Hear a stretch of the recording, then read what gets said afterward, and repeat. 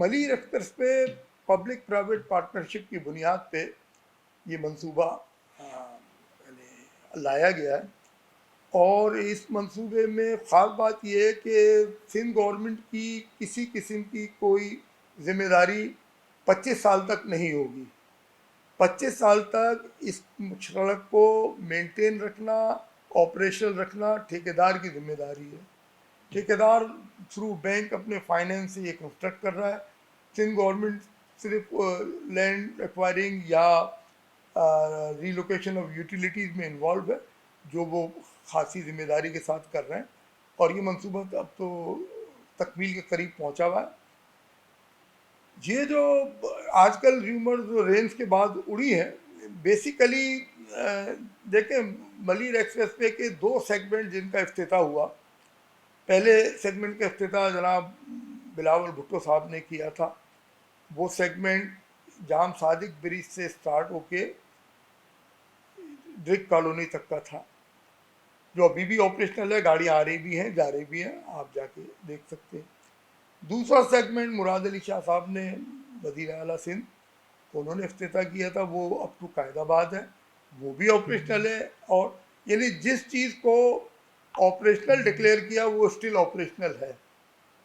जो र्यूमर्स और जो ह्यू एंड क्राई मची है, वो ज़ेर तामीर पोर्शन जो सेकंड फेज़ है, जिसको अभी 1 साल बाद तकमील होना है, उसके लिए उठी है। जब ज़ेर तामीर में खाली अर्थवर्क या रोड का काम नहीं होता, उसमें surface drainage, side drainage, slope protection, stone pitching, allied work बहुत सारे होते हैं जो उस काम को महफूज बनाते हैं। अभी तक वो एलाइड वर्क नहीं हुए हैं, बारिश इन बिटवीन हुई और ज़ेर तामीर इत्तेफाक बह गया, जो एंटायरली ठेकेदार की जिम्मेदारी है और ठेकेदार को रिकन्स्ट्रक्ट करेगा। इसमें सिंध गवर्नमेंट की तो किसी किस्म की कोई जिम्मेदारी बनती ही नहीं है। और इवन कंप्लीशन के बावजूद भी जब ये ऑपरेशनल हो जाएगा तो 25 साल इसकी मेंटेनेंस, ऑपरेशन और तमाम यानी इसकी तरीन और आरइश ठेकेदार के ज़िम्मे है। 26वें साल में वो सिंध गवर्नमेंट को as good as virgin, brand new, अगर उसमें कोई कारपेट रीले करनी है तो रीले करके देगा। कोई रिपेयरिंग आई है, ब्रिज डैमेज हुआ, वो उसके बाद पहला दिन होगा जो सिंध गवर्नमेंट की जिम्मेदारी बनेगी। 25 साल बाद जब वो हैंडिंग ओवर और टेकिंग ओवर होगी ऑफिशियल, उससे पहले तमाम तर जिम्मेदारी कंस्ट्रक्शन कंपनी की, एक जो कंसोर्शियम है जो इसे बना रहा है थ्रू बैंक फाइनेंस, सारी जिम्मेदारी उसकी है। एग्जैक्ट क्वांटिटी तो मुझे नहीं पता, लेकिन 4-5 चेक डैम्स हैं यहाँ पे। और वो क्योंकि मुख्तलिफ अलाइनमेंट के हिसाब से मुख्तलिफ जगह पे हिट कर रहे हैं मलिर एक्सप्रेस वे को, तो उसमें मुख्तलिफ उसके सोल्यूशन रखे गए कि यहाँ पे ब्रिज बनेगा, यहाँ पे रोड बनेगा, इस तरीके से, और उसी हिसाब से कंस्ट्रक्शन हो रही है। जैसे मैंने पहले बताया कि प्रोटेक्शन वर्क नहीं हुए, तो अभी अगर ज़ेर तामीर पोर्शन में कोई डैमेज हुआ है तो इसको फेलियर डिक्लेयर करना ज़्यादती है। ये फेलियर नहीं है, ये तो एक इन प्रोसेस वो नुकसान हो गया जिसको ठेकेदार ने अपनी कॉस्ट पे रिकन्स्ट्रक्ट करना। सिंध हुकूमत की किसी किस्म की कोई जिम्मेदारी नहीं है। सिंध हुकूमत तो 25 साल बाद जिम्मेदारी टेक ओवर करेगी। अभी पहले फेज़ दूसरे फेज़ में बड़ी गाड़ी इतनी इफेक्टिव इसलिए नहीं होगी कि बड़ी वाली गाड़ियों को जनरली अप कंट्री जाना होता है। अप कंट्री जाने के लिए जब तक ये काठोर तक मुकम्मल नहीं होगा उनके लिए बेनिफिशियल नहीं है, इसीलिए छोटी गाड़ियाँ अभी फ़िलहाल इसको इस्तेमाल कर रही हैं।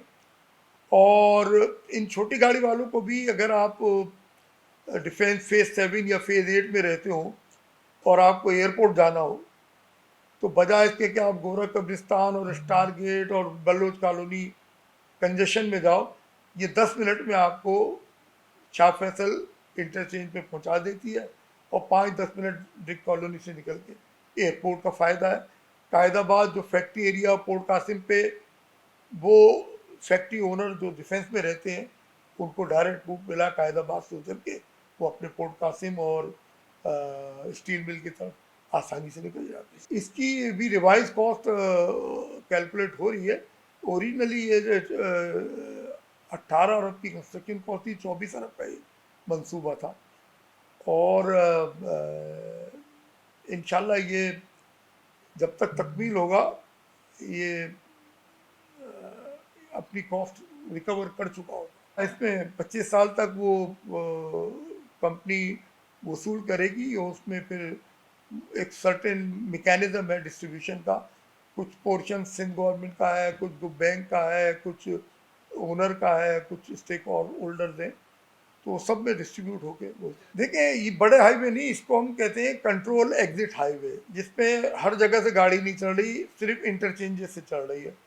तो तकरीबन ये मोटरवे के लेवल का रोड है और पे सिलेक्टेड पोर्शन से ही गाड़ियाँ चलेंगी। अच्छा, क्योंकि इसकी लेंथ 38 किलोमीटर है तो इसमें मोटरवे वाली फैसिलिटी की रिक्वायरमेंट नहीं है, लेकिन जाहिर है कि पेट्रोल पंप या कोई खाने पीने की जगह वो हमारी प्लानिंग के अंदर है।